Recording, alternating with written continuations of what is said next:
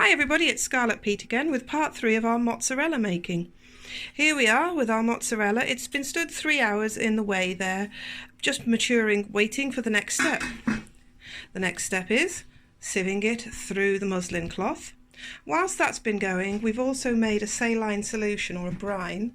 So that was 150 grams of salt with 1 litre of water, and that is going to be what we put our mozzarella in to mature with. But let's get on anyhow now.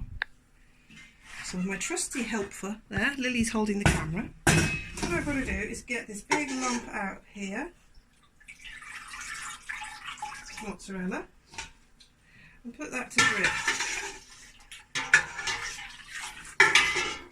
grip. Avoiding flies. The whey that's left will be saved and put into a bottle to use for making bread or pasta to cook with or some other baking item. I'm just going to press that a little bit to help the whey release from it. As you can hear, there's still a little bit of whey going through. And then when we're sure it's got none more in, we shall move on to the next step. That's just about finished dripping, and we've got the original whey here. I'm making a double boiler. I'm boiling some water to 85 degrees Celsius, which we're going to actually make the mozzarella in. So I'm going to remove this from the dripping, and then I'm going to put this in a clean pan. There, so I can reuse the pan. So I'm going to put the boiling water into here to make the mozzarella in. And then this is going to go into the double boiler to keep warm. So to make my double boiler, the boiling water's gone into there. That's going to sit into the already boiling water, so we're not going to lose too much heat when we put the mozzarella in. Now before I put the mozzarella in, I'm just going to sprinkle a little bit of salt onto it, because I like a bit too much salt. So we'll just sprinkle a bit on it, mix that in. I'm going to try dipping it in the actual muslin bag firstly, just to keep it together. I'm supposed to put it in for about 30 seconds and then work it. So we'll have a look at what we've got here. Starting to turn into mozzarella. So I'm going to put that all into the pan now as one piece. I think I'll put it in the colander first. I just don't want it all just to disappear into the water. So I'm just going to place that into the pan and not burn my little self. And I'm going to work it within the colander in liquid, in the water. Now this might work, but it might fail. We don't know yet. I'm going to transfer to using a spoon now, just to work it together. And hopefully at some point this is going to stick together and become mozzarella. You can see it's just starting to turn into mozzarella. It's just starting to want to stick together. There's a piece that's looking very mozzarella-ish. So in a minute I'll do without the colander and I'll just put it in, see if it'll stick together. So let's go for it now and see how it goes, because this could be a big fail. Just going to pour it in one lump.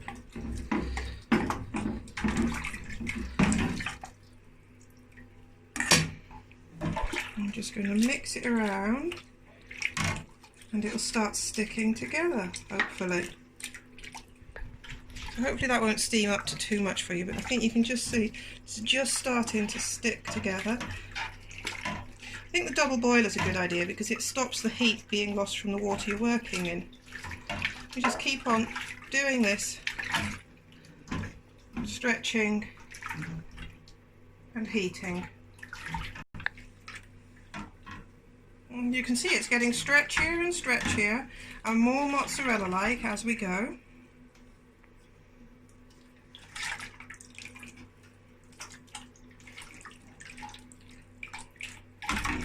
Hopefully in a minute we'll be able to get it out and plunge it into some cool water. So Well, that looks like it's just about done to me. So what I'm going to do is get it out and put it back into the colander without losing too much of it.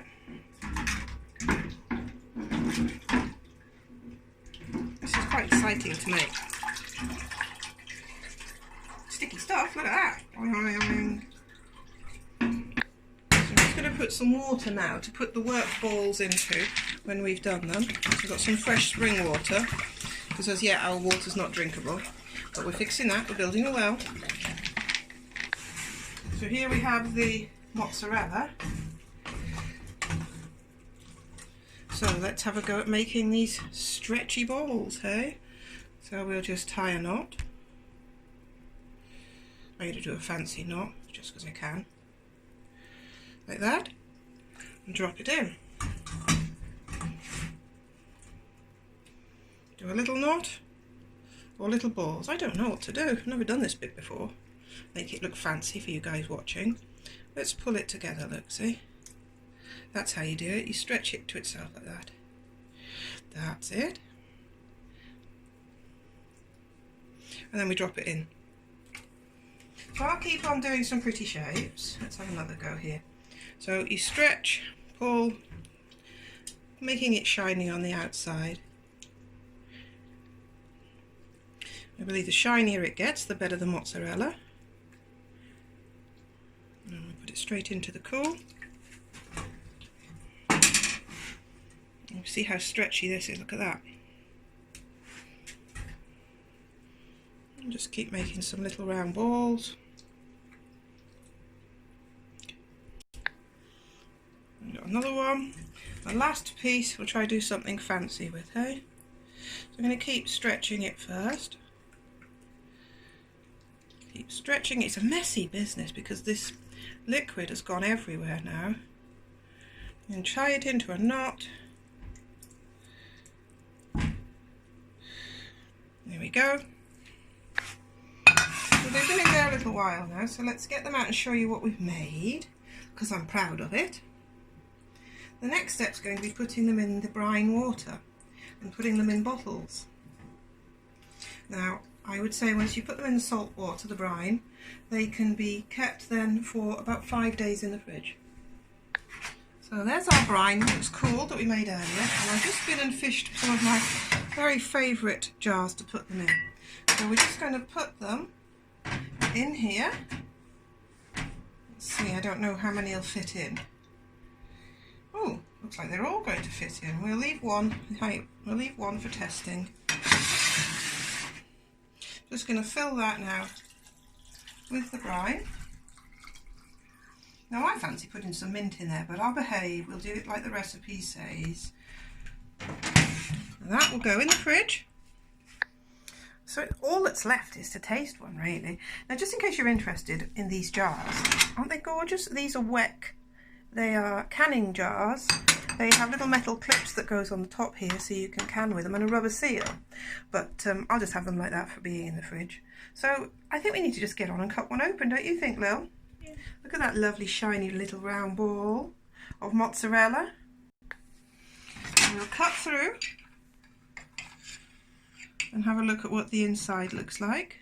That looks like mozzarella. That does look like mozzarella. Lily says that looks like mozzarella. Does it taste like mozzarella? Does it melt like mozzarella? I think that looks absolutely fantastic. It pulls apart like mozzarella. We'll have to make some pizza now. Oh dear, we'll just have to make pizza, yeah. Let's see. Lily's going to taste a bit as well. I think. It feels exactly like shop-bought mozzarella should. That slight resistance and chew. Tastes like mozzarella. When you break through.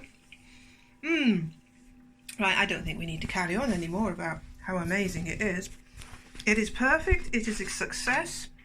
This was 5 litres of milk and about 5 hours of work, 6 hours of work to make that lovely homemade wonderful goodness.